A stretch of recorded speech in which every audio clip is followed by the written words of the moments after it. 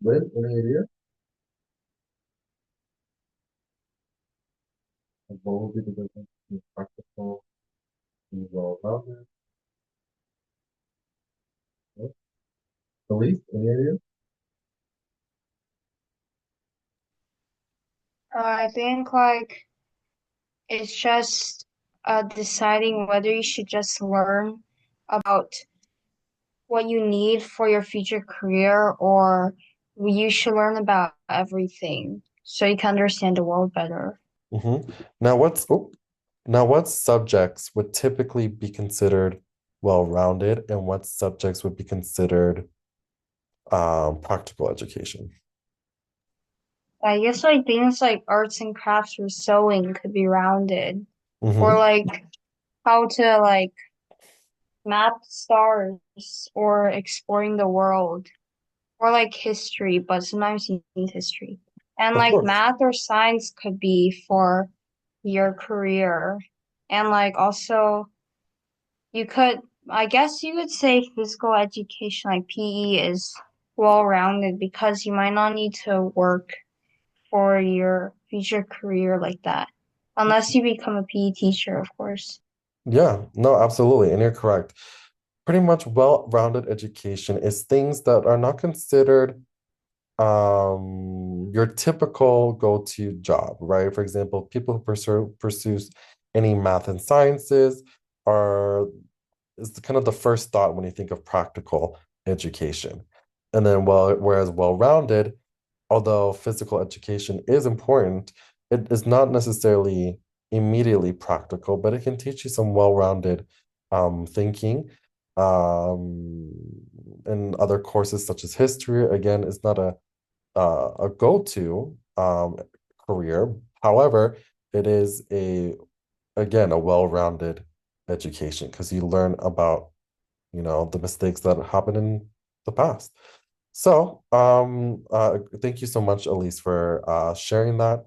So, what you guys are going to do is I'm going to give you guys around 10 minutes to complete this writing prompt.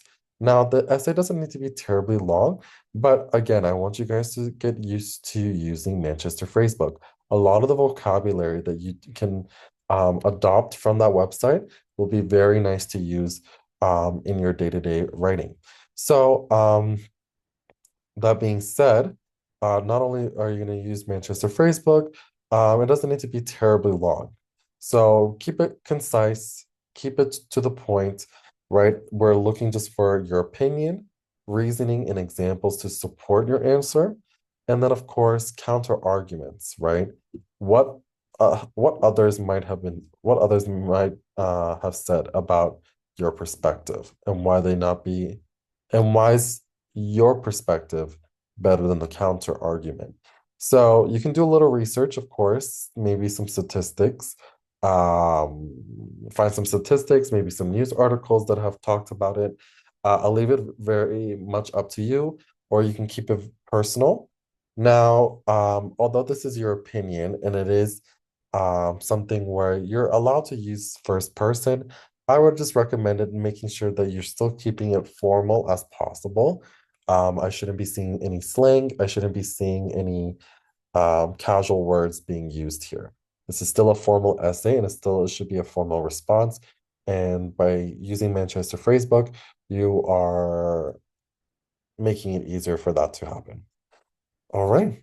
So if there are no questions, then you may get started.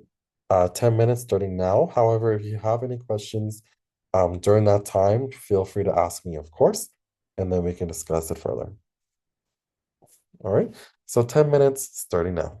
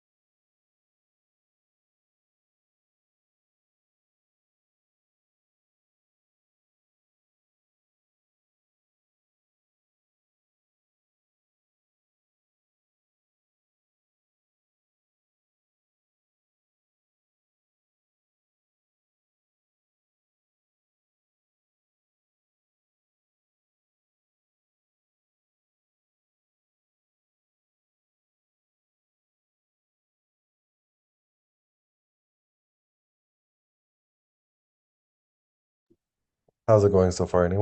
Does anyone have any questions regarding this prompt or utilizing Manchester Phrase Bank? No? All right then. So you have 7 more minutes.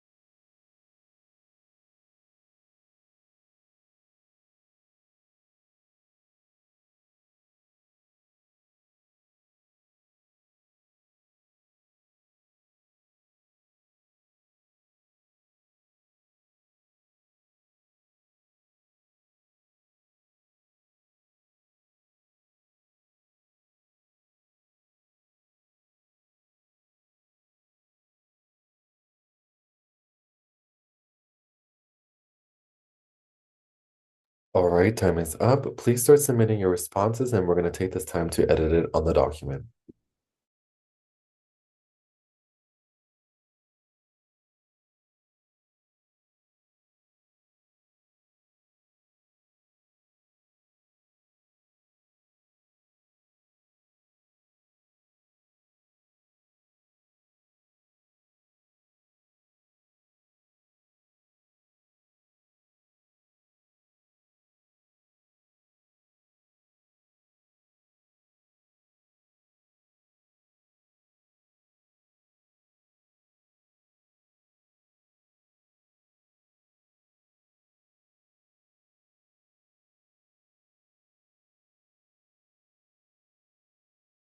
All right, I'm going to stop sharing the screen. I'm going to get the document opened, and then let's get started with the editing. So, let me see.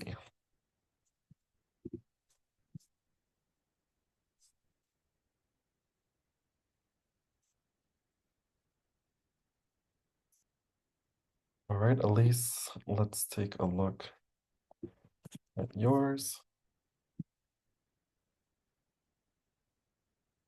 Right now, I'm just copying and pasting the responses. So just give me 1 second.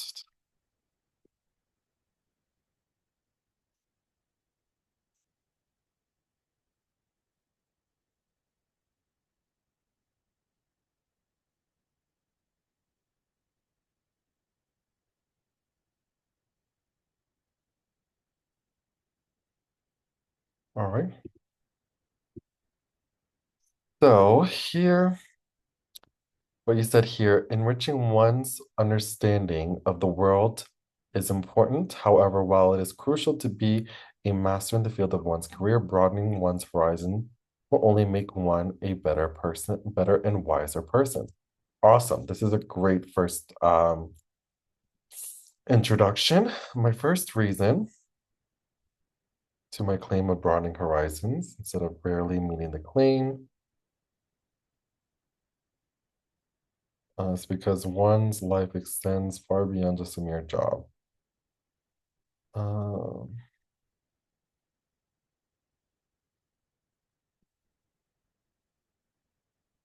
I would say instead of my, we could just say the first reason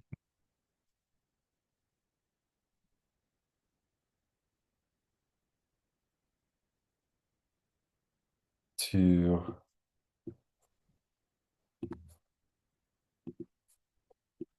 the essay's claim or the paper's claim of broadening horizons instead of broadening horizons. I would, instead of saying this, because I think it makes it a little confusing, or you can add commas here. Preferably I would just take this out, but since it's your writing, I'll leave it in. Just we're just gonna add commas there because it is a abrupt to the sentence. It's because one's life extends far beyond just a mere job.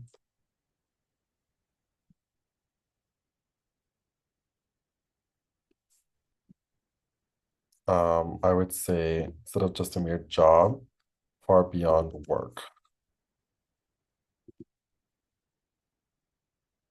or day-to-day work.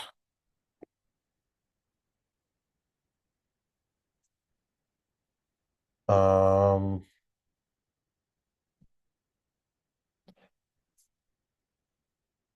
I would take this out. Do not put sure. This is where informality comes into play, and I would recommend against that. So you could just say a career provides money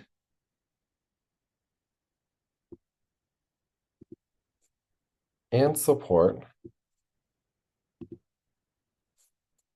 ex and support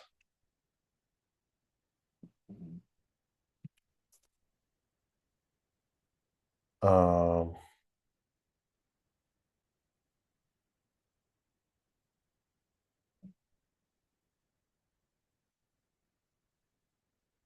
and supports the cost of living.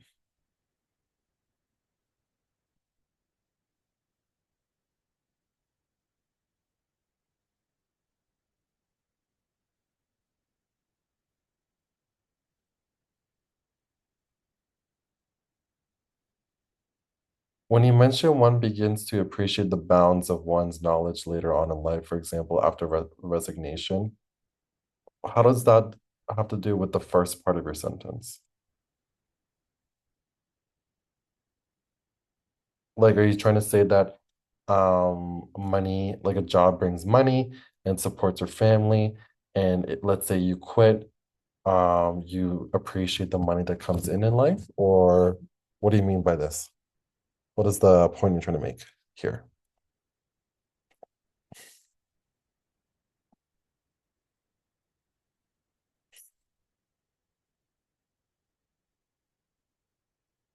Sorry, Elise? Yes. For this sentence here, what do you mean one begins to appreciate the bounds of one's knowledge later on in life? Uh, like like after you either give up on your job or you resign from your job, then maybe you'll have to rely on your other world knowledge to get along in life. Okay. Or like you'll begin to appreciate it more later. After Yeah. your job is done, or even during your job. No, absolutely. And actually, the way you worded it just now is a little bit better than what is written here. So what we could say is a career provides money and supports the cost of living. However, with um, resignation or not having a job in general, um, other worldly knowledge um, will be useful to have.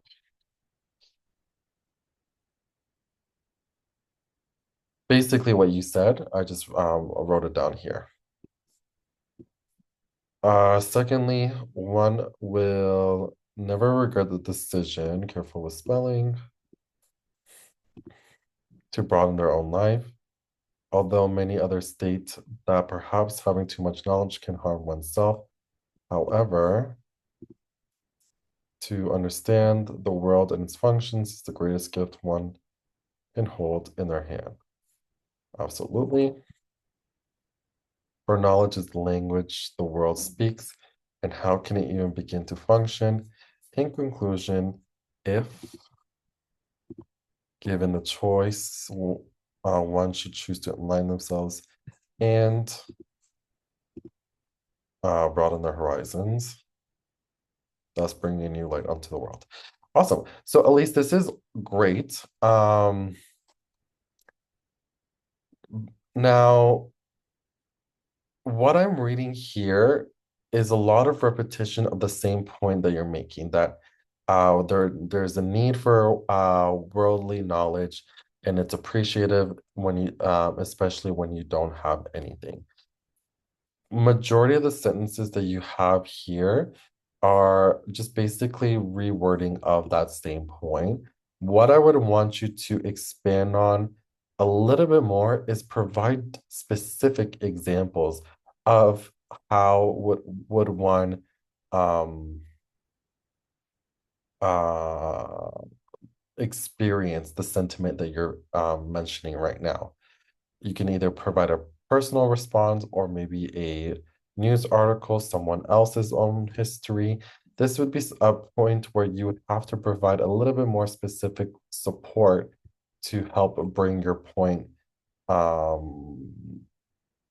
credible.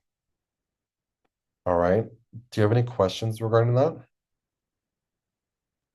You said that most of the sentences are all part of the same coin. Like, are you talking about the claim? Yeah, for example, you mentioned the first reason to the paper's claim of broadening horizons instead of blah blah blah is that You're pretty much just mentioning when you broaden your knowledge, you appreciate it. And especially when you don't have anything. It's pretty much a lot of it is just reworded like that. And that's not a bad thing, especially it's good to emphasize that point, but that can't just be the only thing. And what was lacking is specific examples. Because if you just have this paragraph like this, then sounds repetitive. If you at least provide specific examples in between these sentences, then it would sound a lot more coherent and stronger. Okay, and you also said the papers claim, but this is from my own word. I didn't use a paper. Yeah, papers claim. So basically, in academic writing, when you're writing an essay, you could say this essay's claims, this paper's claim, and it would still represent your claim. It's pretty much like a uh, advanced way of saying my claim. Oh, okay, thank you. I understand now. Mhm. All right. So Alex, you said many people argued that. So instead of saying many people, try to find a synonym of this. So you could just say various um, responses, or there has been an ongoing debate arguing that education should focus primarily on practical skills that lead to workforce success, while others believe in a broader approach that include less immediate subjects. Um, we're just going to take that out. Although practical abilities are valuable, just careful with spelling. As a well-rounded, we need a hyphen here.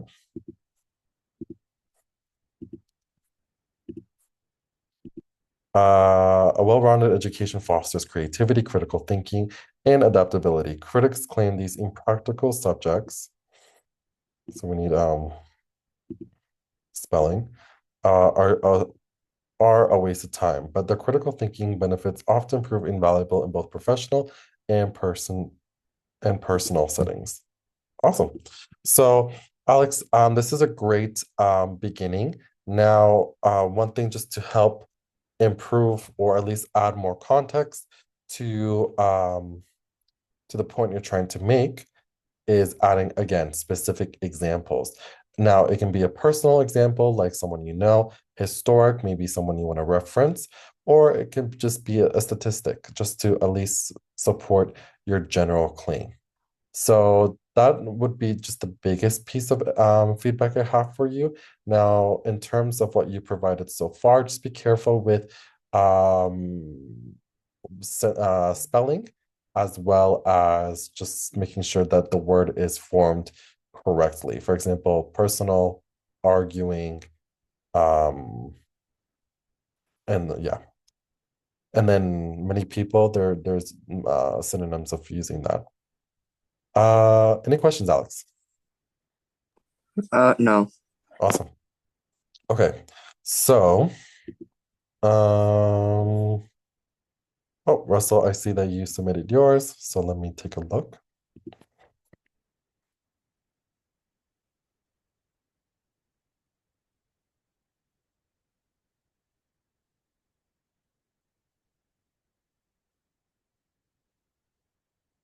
Mhm. Okay. So, Russell, you said education plays a crucial role in shaping individuals and preparing them for the future. A key debate in education,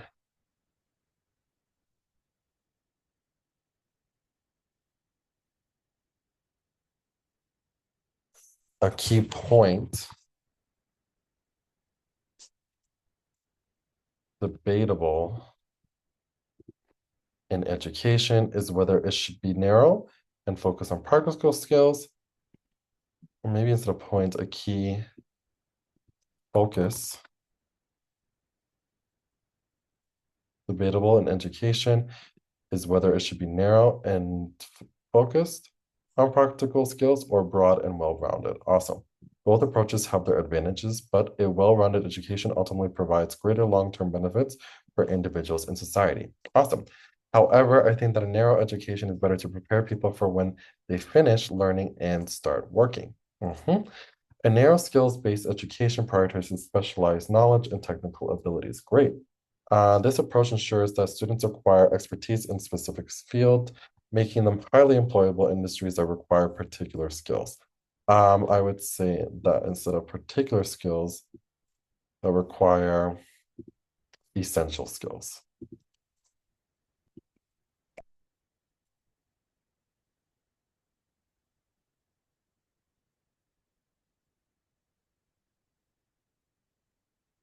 Because you already mentioned specific field, so no need to say particular, essential would be better.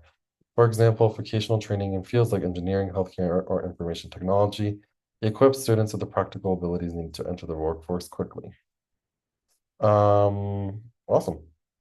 And now, this is a great example.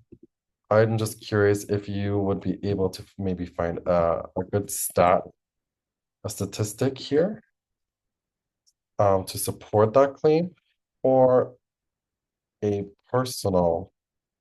um, uh, personal example. Like, do you know someone who went in these fields? What did they do that meets your claim here? Like you can talk about an uncle, a friend, a teacher. It could be any personal example. In a fast changing job market, focusing on job specific skills can provide immediate economic advantages. Great. So this is a great start. Just a few mistakes here and there. Now, what I am curious, I know the timing was a bit of an issue. So you do mention both approaches, which is great. That's what I was looking for.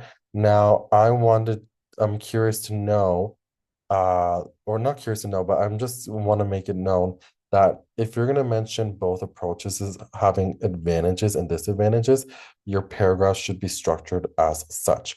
The first paragraph, it's great. You're talking about the advantages of something of practical education.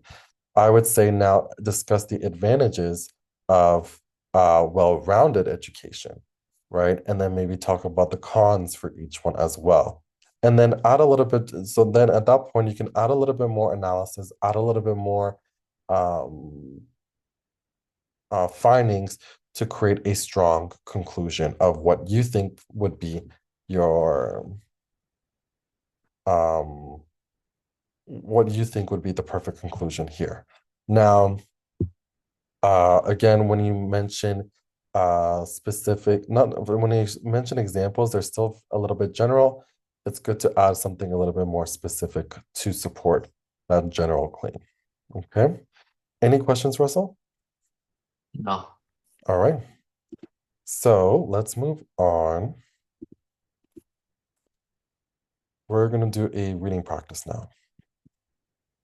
So this type of reading passage is again something that you would see typically on standardized testing like the SAT to make sure that you are this kind of passage is meeting the level of some of university level that would help you um, or at least make sure that you understand what is the standard um, for you when you are approaching any type of standardized testing, such as the SAT, or even in your own classes before university. Now, if you choose to go. Now, we're going to take turns reading and then answer some multiple choice. So let's have Lynn, can you please read the first paragraph?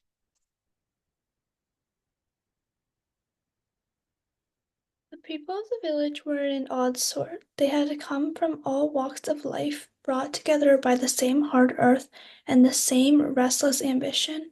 Yet, despite their varied backgrounds, they were all bound by a common spirit. It was an unspoken understanding, a bond that transcended the differences of social standing and personal history. This spirit, however, was not without its faults.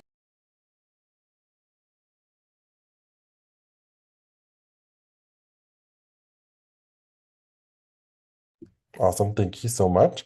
Now, Alina, can you please read the second paragraph? There were those among them who seemed to thrive in the comfort of uniformity. These individuals believed that harmony could only be maintained if everyone knew their place. If the rules of society, long established and often rigid, were upheld, to them any deviation from this order was a threat to the very fabric of their community.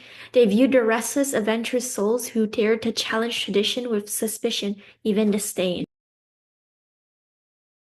Awesome. Russell, can you please read the third paragraph?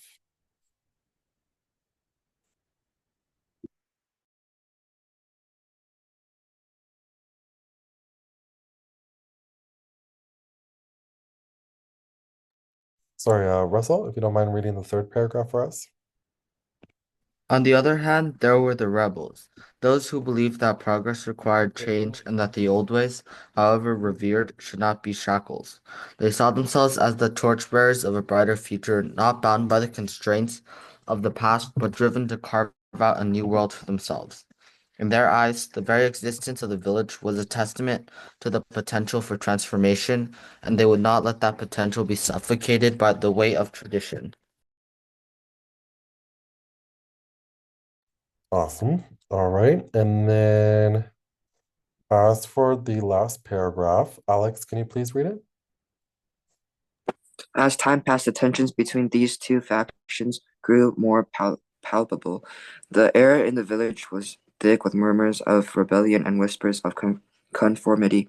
Some wondered if the village, for all its promise, would ultimately be torn apart by the very ideals that had brought it into being. Awesome. So, if you guys can please answer the multiple choice questions 1 through 5, and then we will move on to our next long answer question. I'm going to give you guys 5 minutes to complete the multiple choice, and then we will move on.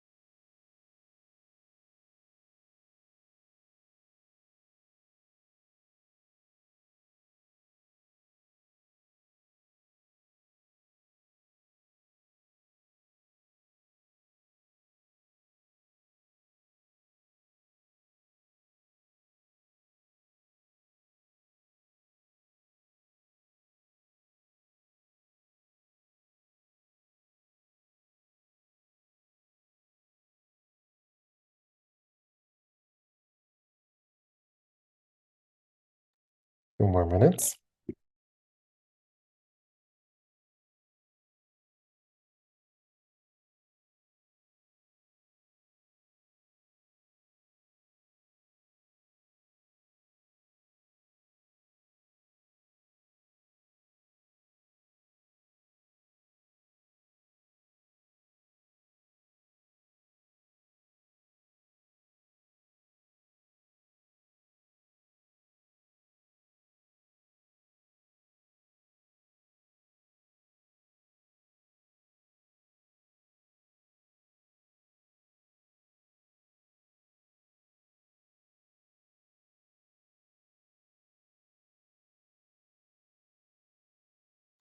Okay, please start submitting your responses.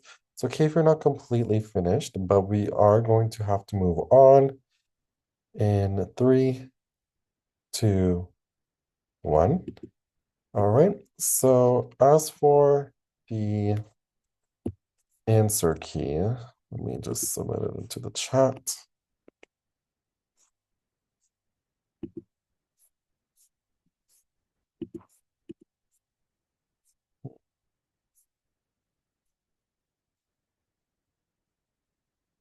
What?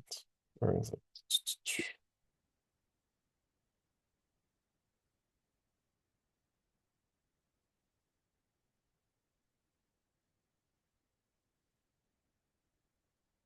Okay, so let me put it in the chat. It is C B A C B A. Whoops, A C B A. Okay. Let me go back to the slides.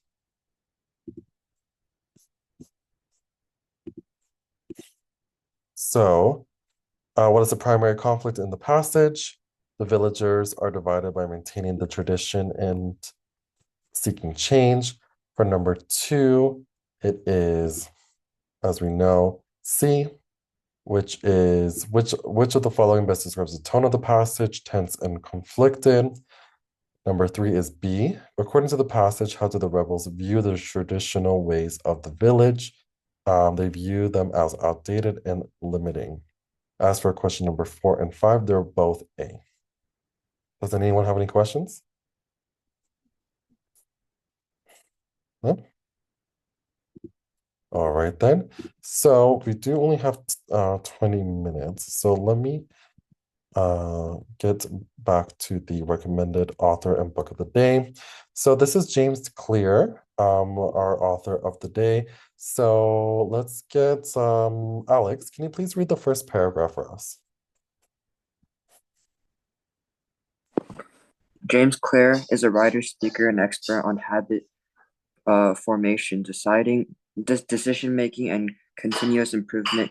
He is the best known for his best-selling book, Atomic Habits, which has sold millions of copies worldwide and has been translated into multiple languages.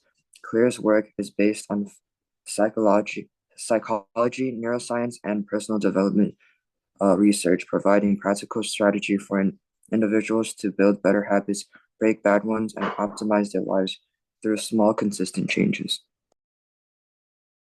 Thank you so much. Elise, can you please read the second paragraph for us?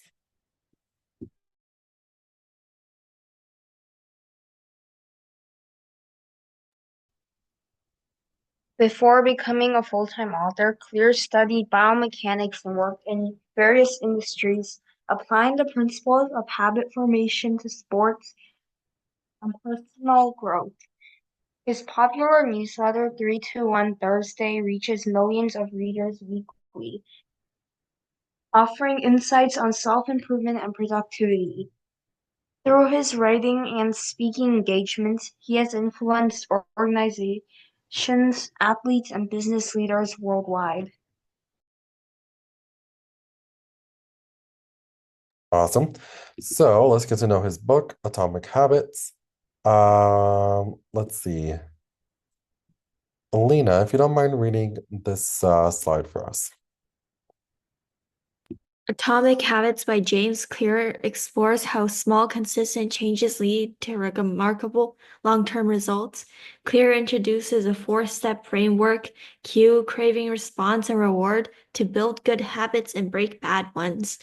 He emphasizes the power of identity-based habits, focusing on becoming the type of person who naturally engages in positive behaviors rather than just chasing goals. The book also highlights practical strategies like the 2-minute rule, starting small to build momentum, and habit stacking, linking new habits to existing ones. Ultimately, Atomic Habits provides a science-backed guide to mastering self-discipline and making lasting improvements in daily life. Awesome. So yeah, this is our recommended author and book of the day. Does anyone have any questions? No? Typically, there would be a prompt that I have for you guys here, but we are gonna, because of time, we are gonna just move on to the quote of the day. So here we have a quote by Mark Twain. So Russell, can you please read this quote for us? The difference between the almost right word and the right word is a really large matter. It's the difference between the lightning bug and the lightning. Awesome. So, Russell, initially when you're reading this quote, what were your thoughts and your understanding of it?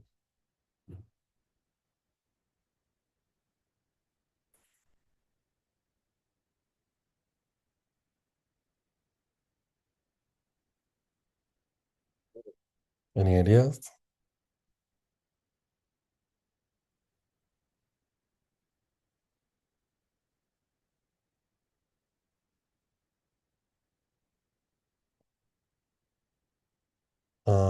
Elise, any ideas? What's a lightning bug? Oh, a lightning bug is basically just an insect that eliminates light through. So, for example, like a firefly would be considered a lightning bug. Okay. I guess I guess it means that the word choice is really crucial and can drastically change the entire meaning of whatever you wrote. Like one word can change an essay. Yeah, absolutely. Like a drop of So, water in the ocean.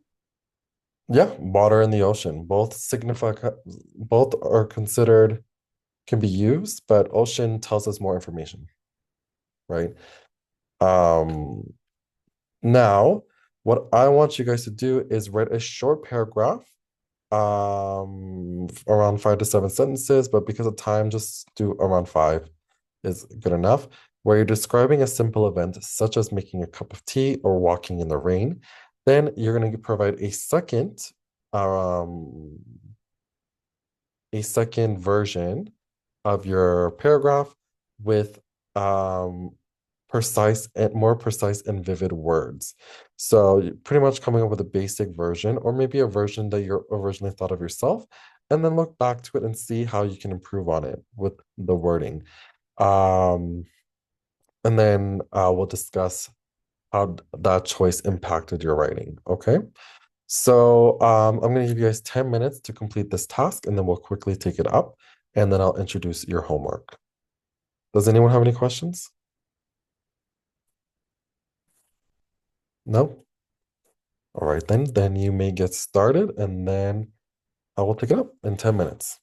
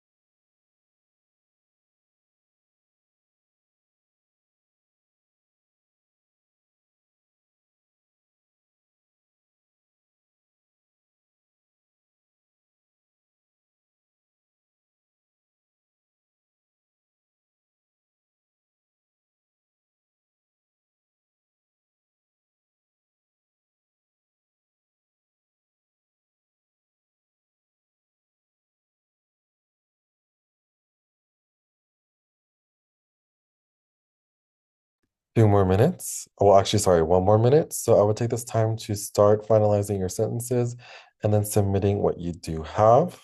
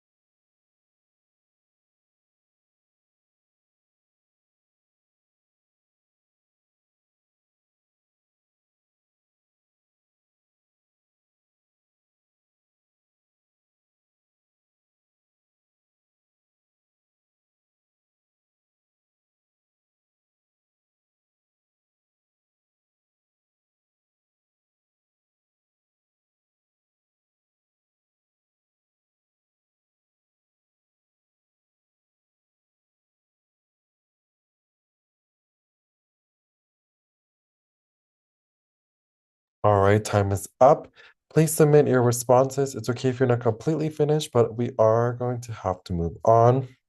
Now, because of the timing, I'm not going to be directly editing your work, but I am going to ask you to give an example of where did you create more vivid, or where did you focus in creating more vivid wording, as well as how did that impact your writing? So I'm just going to ask you directly. So Elise, with your old and then new and revised version, can you please give an example of how you made your newer version more vivid? What did you do specifically? I described everything more and I made it more contrasting. Like, uh, I recalled feeling lost and isolated away in another world, a mere figment of my imagination. Being Mm-hmm. lost in my own mind as the rain pounded against my umbrella, which was holding strong, my senses hyper-aware. The petrichor scent was especially pungent, my hands tightly grasping the brown leather leash that bound my pigs together. So it's like more describing and it paints a more detailed picture in the reader's mind. Absolutely. Yeah, awesome. Okay, so it seems you were the only one to send a response. So I'm going to move on now to just introduce the homework for you guys. Now, for the homework, what I'm going to ask you guys to do is complete this SAT vocab task that you see here. We have 5 words, and then please complete the multiple choice. You're going to be able to cross-reference your answers to the answer key. So this is not something you'll be submitting to the forum. Now, your second homework that I'm going to ask you to do is the long answer question for the reading task. So in this prompt, it says, in the passage, the author contrasts two factions within the village, those who favor tradition and those who advocate for change. Discuss how the author uses language to convey the tension between these two groups. In your answer, consider specific phrases or words that contribute to the portrayal of this conflict and explain how they help develop the themes of the passage. So this section here, you are going to be submitting in the form. Does anyone have any questions regarding the homework? No? Now, I do have this grammar task for you guys available to do if you would like to do something a little extra on your own as well. But this is completely optional. It's just here for your own use. And then if you do decide to do it, the answer key will be attached as well. All right. Now I am going to stop sharing. Does anyone have any questions regarding today's session? No? Alex, any questions? No. Elise, any questions? No, thank you. Lynn, any questions? No. All right. So